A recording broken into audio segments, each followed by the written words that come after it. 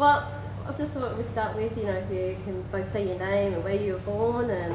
Okay, my name's Malcolm Norman Meninga, born in Bundaberg, 1960.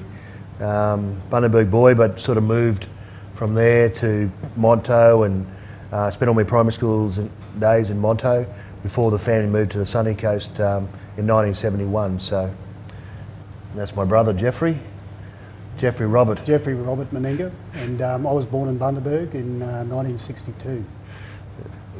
And we've been together ever since, basically. Yeah.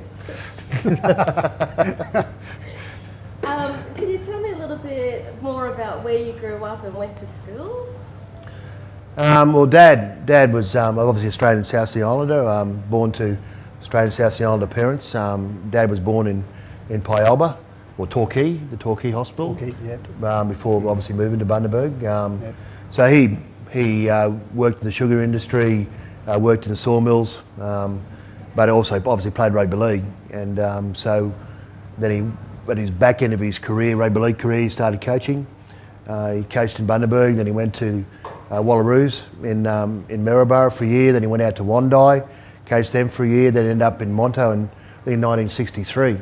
And he coached the Monto Blues, coached them for a couple of years, captain coached Thangul Possums after that. And at that time it was 1965, I went to school in Monto. Geoffrey was still growing up, still changing his nappies and things like that. Yeah, and then obviously, we followed him around with his footy. And unfortunately, I think it was in 1969, he got hurt in the sawmills. He was a benchman in the sawmills, and he got hurt there and he couldn't work anymore. So we moved to the sunny coast in 1971, where we both went to Maroochydore Primary School. Then I went to Maroochydore High School, and Geoffrey finished his school in Maroochydore High School. Then I went into the police force as a kid, 15-year-old. So those days you can actually go to the police force, be a cadet and do your senior certificate. And then I joined the police force 1980 I think it was, and then obviously got into footy. Just following on from growing up and moving around lots with your father, and so did you grow up with many Islander families during that time? Oh, well, not really, eh? Not in the bush. No. We used to go home to Bundaberg for Christmas every year, so obviously Mum was she's from Wandai. That's where Dad met Mum through the late 50s. She was a white woman, of Scottish English sort of background out there, and they met up there and got married in 59. Then obviously I come along in 60, but there wasn't many Islander families in those regions. A lot of Aboriginals, where Dad played in teams, a lot of Indigenous players in his sides. But we mainly, our family were mainly around Bundaberg, or the Thompsons are out at Barcaldine. Yep. But we used to have these family gatherings around Christmas time. It was fantastic. We used to really enjoy it, didn't we? Yeah, and probably the only family that we did interact with was the Tanners, which was Danny and Michael.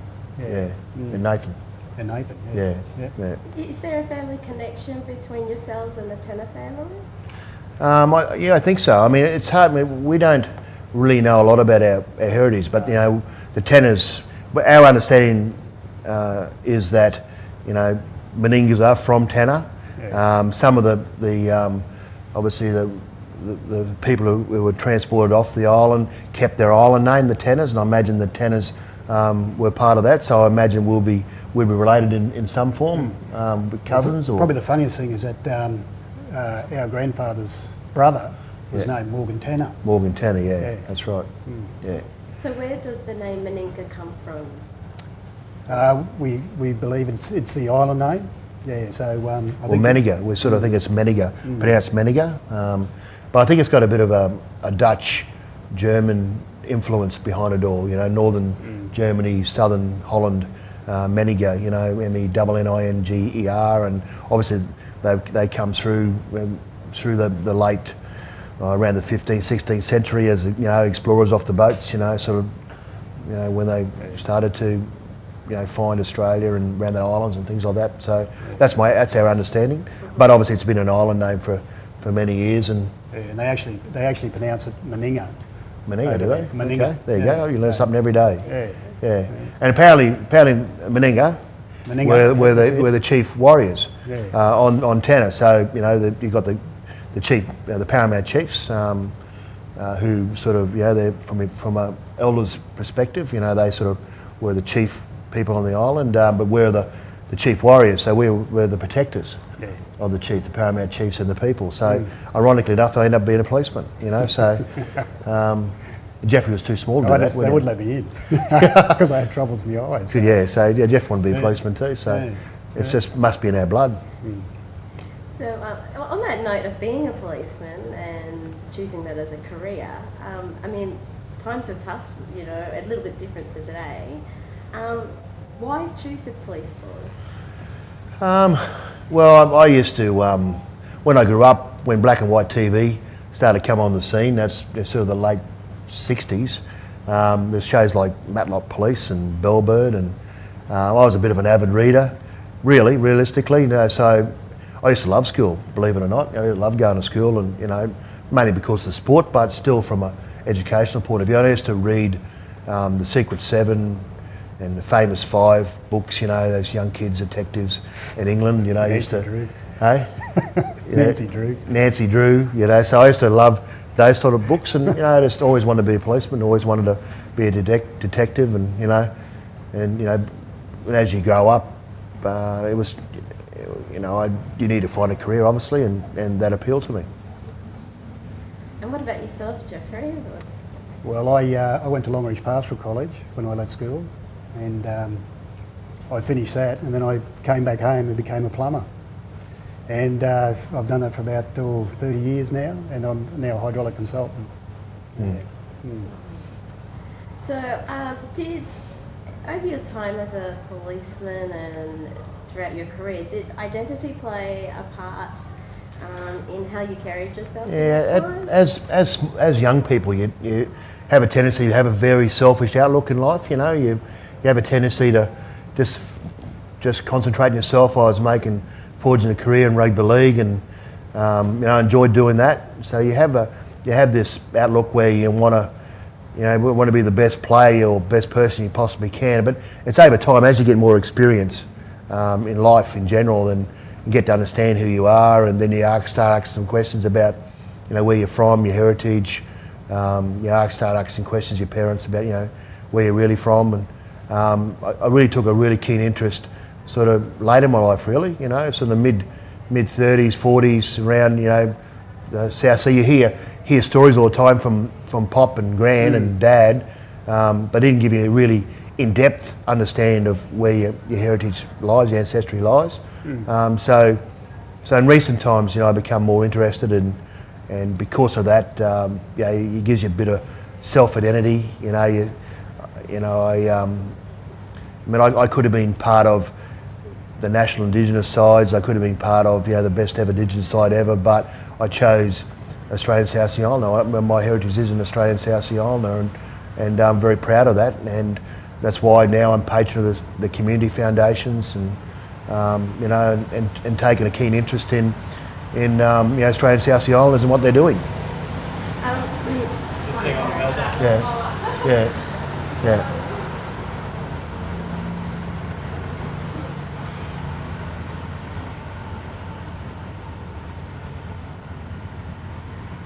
Oh, we're still rolling? We are still rolling. Yeah.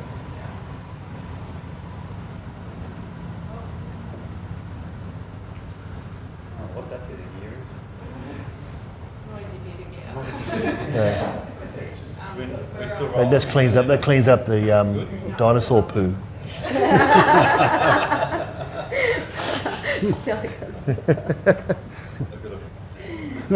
going really well. This is bang on. Yes. Okay. You mentioned stories that your father and your pop told. Can you recall any of those stories about your relationship to the islands, or how your connection? What is the family story? Very simple, isn't it? Really, we're Kanakas, blackbirded off Tanna Island. We believe Nan come from Malaita in the Solomons as well, so that her family was very similar. I think she came down as an orphan. Yeah, she did. As an orphan, went into when you were a family at on the sunny coast. Is that right? Yeah, she was actually living with the family at Bly. Blah, yeah, yeah. Yeah. And that was all to do with the sugar cane, and Yep. so Pop was a cane cutter as well, and before moving and working for Bundaberg Rum, I think. And Yeah, not sure. yeah, and then Dad but Dad went from the sugar cane, was actually with the knives, until he went to Maryborough, I think, and went into the sawmills. So so we know that through the late 1800s, Pop's dad and I think Nana's dad, come over here through with the Kanakas and worked in the cane fields around. I think that was around Harvey Bay, really, wasn't it? Pop's dad. Yeah, Yeah, he actually went to Bowen. that's right. Okay, there you go. To Burdekin. Burdekin, He yeah. worked there for 6 years, and then he caught a boat back to Bundaberg, and then he worked as a labourer for Young Brothers and Co. And I don't know what they did, but So, are you able to clarify what your papa and your nan's names were at all? Or? Yeah, Pop was Edward. Edward Meninga, Yep. and Nan was what was it? Ada. Ada. What was her maiden name? Silvani. Silvani. Yeah, yeah. Yep. Can you recall? You said your father worked in the sugar. What was family life with? I hear that working in the sugar, there's long hours and things like that. Can you remember? Well, I remember I just went back to Bundy recently, and where we went to was a college called. I just can't think of it now in my memory, but it's on the sort of the western part of Bundaberg, and just where that college was, where the family used to live in the bush in Humpies, So they actually, when they first moved to Bundaberg, they're in little Humpies in the bush, and they obviously lived there for a number of years, and until Yeah, I think it was called Brown's Estate. Brown's Estate, was it? So and then I think Auntie Folly, wasn't it, married Trifoni, Yep. an Italian, and they moved to Sydney, and I think Trifoni did very well, and then Auntie Folly and Trifoni bought a house at Gibson Street in Bundaberg, Yeah. and then moved Pop and Nan in there and the family in there. So, and that's where we used to go to as kids, is Gibson Street, 7 Gibson Street, Bundaberg, Yeah. And that's where it was on an acre, right in the middle of town. Yeah. They had their own orchards, and very self-sufficient. Big mango trees. Used to climb the mango trees all the time, and it was a great upbringing at Christmas time, big wasn't gardens, it? Yeah, it was great. Yeah, and then we used to have family gatherings at Christmas. Everyone used to come in, and we had feasts. We're talking about eating. We would never go hungry, did we? We used to wake up. Nan used to come in. We used to be sleeping. It was 6 o'clock in the morning, 5 o'clock in the or morning. 5:30 in the morning, and then she'd toast bring and it. Toast with honey and tea. Yeah, that's it. They used to wake us up, and then we'd get out and run all day and have races up the driveway or have a bit of fun. Trifoni had a car, so Uncle Triff had a car. We used to take us to the beach all the time, and then we have gatherings at night where based around a big feast or hungies or in music, and it was fantastic. I remember Pop buying me a guitar when I was 8 years of age, and it's probably one of my only regrets in life, and I was actually taking it up and starting to play it because I was more interested in sport and running around and enjoying myself, and I would have loved to have that musical element in my life now. So, but we grew up like that. It was a lot of fun. We had another allotment just behind where the house was, and all the big orchards and all the veggie gardens, and we used to play sport there all day, cricket matches and footy and everything we could possibly do. We used to spend very active hours at 7 Gibson Street. That's because we weren't allowed back inside until we had a bath. Then we used to have bars, remember that, And it was scary. We used to sleep under the house sometimes, and it was very scary. Yeah. Whereas all the boogeyman might get us. Well, they painted all the posts white, so you used to wake up in the middle of the night and think all you could see was this white thing there. There's a ghost or something. It's the shadows. Yeah. You didn't go to the toilet at night time because you didn't want to move from your bed. You had the covers over your head. So we used to play. It was good fun. It was great upbringing. Materialistically, we didn't have much. Dad worked in the sawmill. Mum worked, a couple of jobs, doing catering or cleaning, just to keep us all going. But we didn't want for family commitments and love. It was good fun. We had a great time. Yep. So what was it like growing up with Mel as a brother, Geoffrey? Yeah, good point. Ah, He's going to bag me now.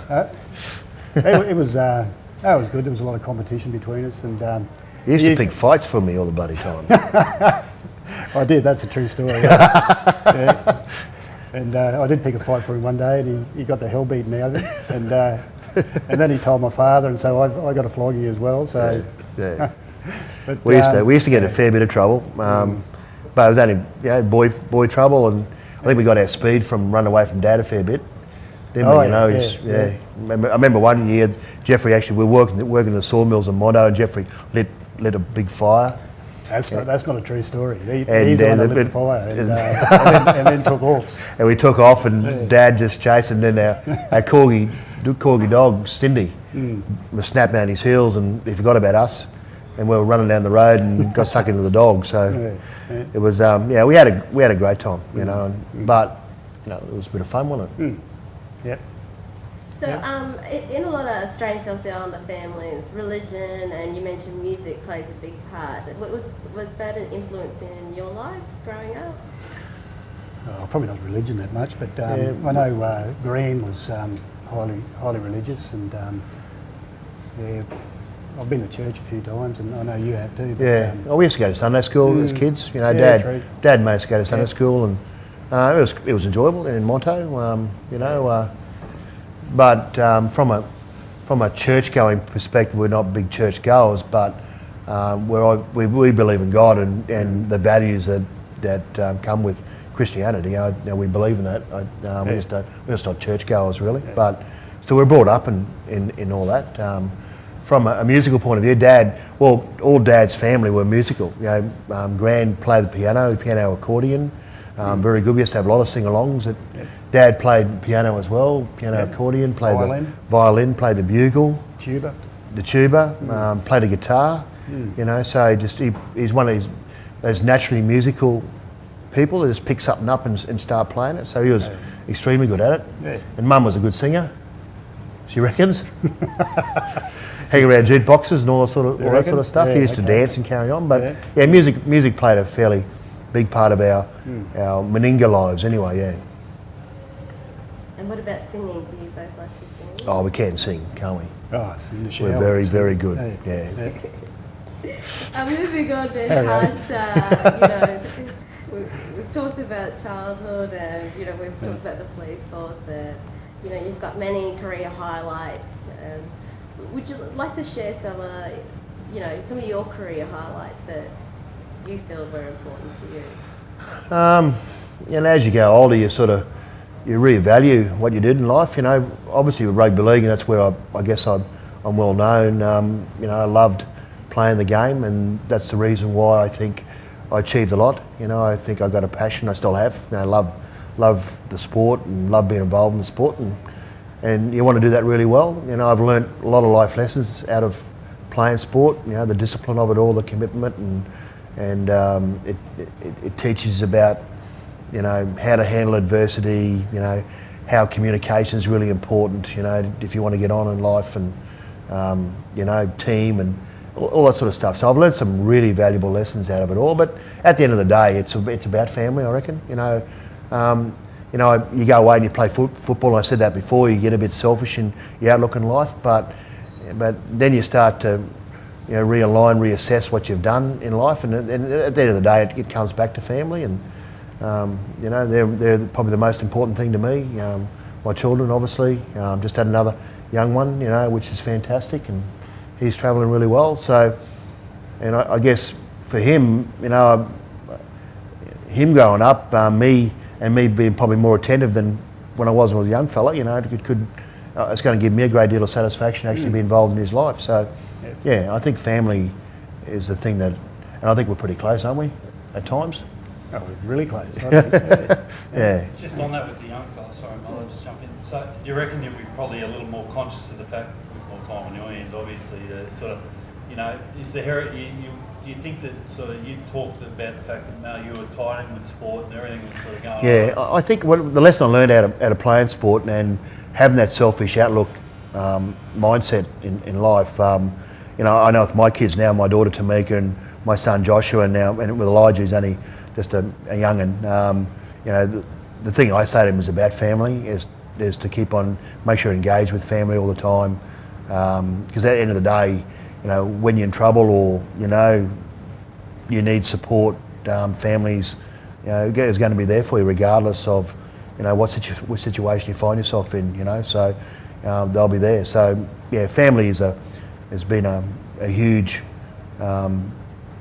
revelation for me. So what I do now is that, you know, every conversation I have with my kids is about, have you rang Nan up, you know, what are you doing? You rang your mother up, or, you know, whatever, you know, so it's an important lesson you learn in life.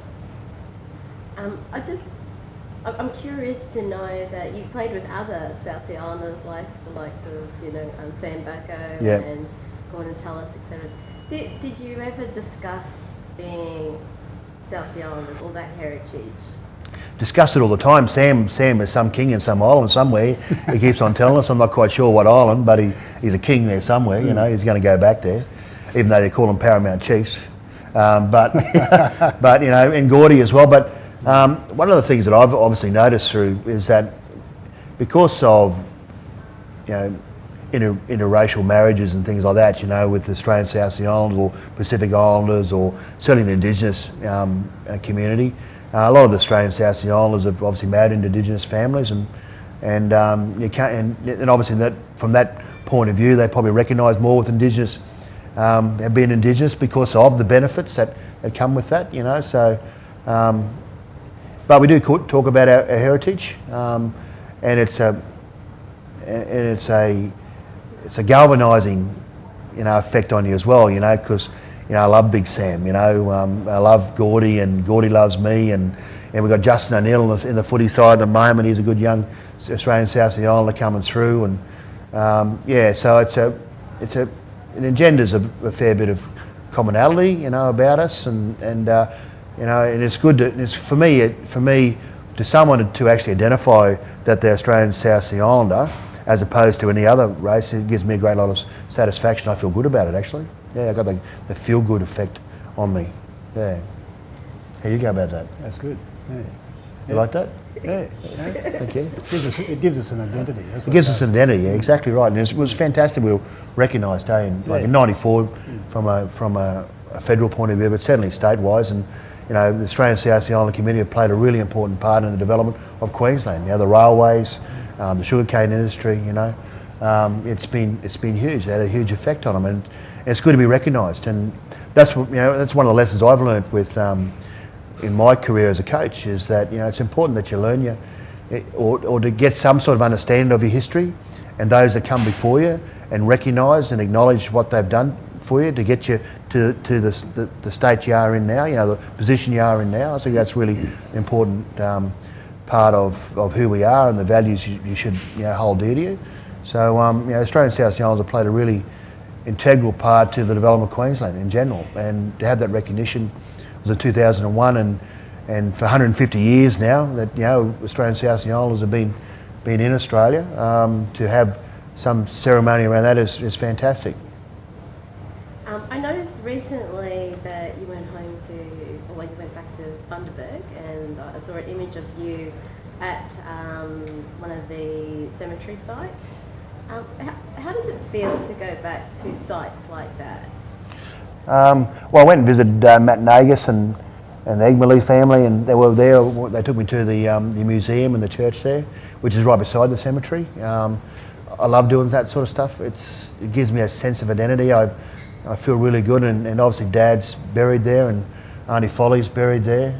Pop and Nan are buried there. So I mean, it's a bit of an eerie feeling, of course, you know, but I do it because it allows me to obviously celebrate their lives, but also what's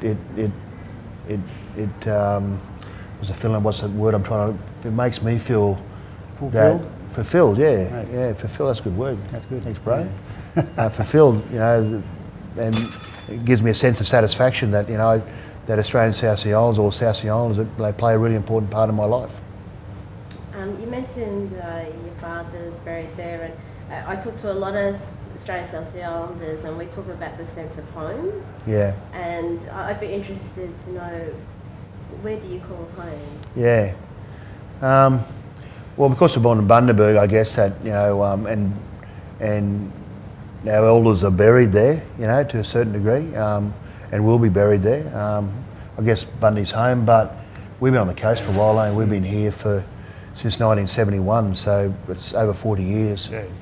But I haven't really thought about where I want to be, laid to rest, to be honest with you, whether want to be Bundaberg or near my family, probably near my family, near my immediate family, you know, my brothers, and I'm not quite sure where Mum wants to be buried, and just probably want to go back to Wanda, I suppose. I'd say so. Yeah, but you know, don't want to be buried there. we don't want to be discussing those sort of things just yet, please.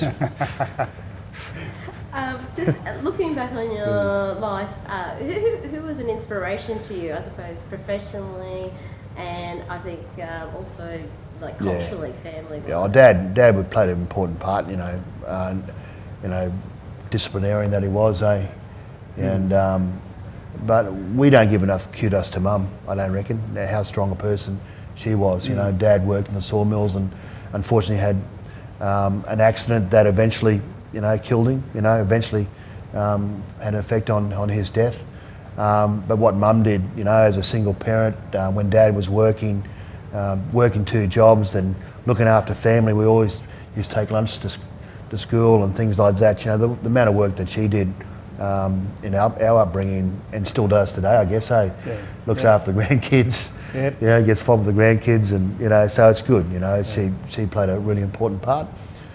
Professionally, well, footy-wise, you know, people like, you know, Wayne Bennett and Tim Sheens, and then business-wise, I've got heaps of people that I talk to, and you know, I admire. So it's always good to have mentors in life and be able to talk to them about various things. It helps you make, you know, the appropriate decisions. Yeah. What about you? Your Dad played a pretty important part, eh? We didn't toe the line, but we get belted. He certainly left an impression on me anyway. Yeah. So we used to scream and hollow and carry on, because we know the more we screamed and hollowed and cried, it'd stop. Just going back to your connection to tenor, have you been back, and if so, what did it feel like to go back? Yeah, Geoffrey's been back. I went back there, and I don't know, it was a funny feeling being back there, because I don't know, it was hard to explain. This was my ancestral home, and I'd sort of, it had been a long time since I wanted to go back there, and I was finally there, and I sort of met relatives, and it was just a great feeling being back there. Yeah, so we're the only Meningas.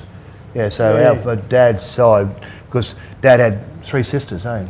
That's right. 4 sisters, sorry, and but he was the only male, so we're the only Meningas, really, and so we got claim to land there. Yeah, apparently so. Yeah. So we might build a nice little resort there and retire there. What do you think? Just under the volcano. Away from the volcano. Yeah. So I haven't been back there. I've had a few opportunities, but time wasn't on my side. But love to, you know. So as I'm getting older, there'll be a time not too far down the track. Well, I'll visit there for sure. Yeah.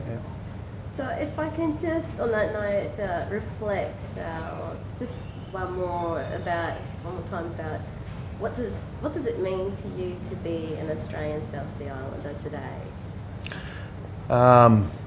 It's my core identity. You know, it's who I am. It's what I've been brought up with. You know, so it's deep and entrenched in my heart as opposed to anything else. And I'll always identify with being an Australian South Sea Islander. You know, it's right to my core. It's how I live my life with the values that I was brought up with as an Australian South Sea Islander. It was a great upbringing. You know, it was a disciplined upbringing. It was a respectful upbringing, and you know, it's a family upbringing. So all those core values I learnt as a young person, as a young kid, around family, is still there entrenched in my heart. So that's how I live my life now. That's what I impart back to my children. And to people out there who know nothing about who Australian South Sea Islanders are, what would you like to say to them? It's a rich cultural history, you know, the Australian South Sea Islanders and the plight of the Australian South Sea Islanders, you know, the Blackburn, the Kanakas, you know, how they've made a really important contribution to Queensland history and Northern New South Wales history, you know, with the cane farms and stuff, you know. So please, you know, get on the website. It's pretty easy to find out information these days, and with modern technology to find out a bit about, you know, where we all come from and the important part that they played in certainly in Queensland's, you know, traditions.